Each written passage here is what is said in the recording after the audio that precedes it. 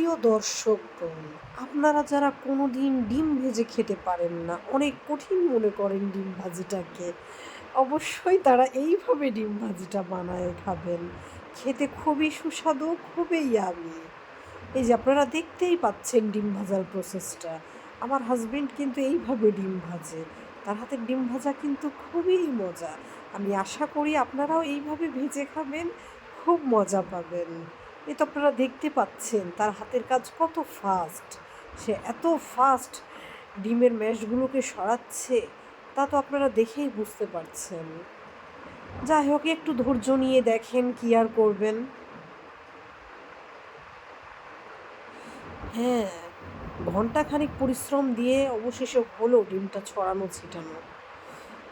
সে ডিম ভাজিতে খুবই পারদর্শী, যা বলার ভাষা নেই।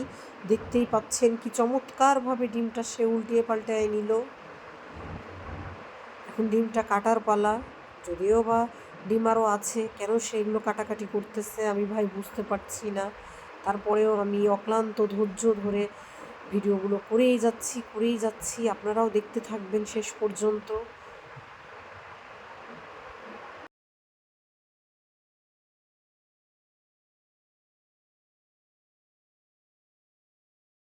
পর্যায়ে তার ডিম ভাজি হয়ে গেল, আমিও চলে গেলাম। আল্লাহ হাফেজ।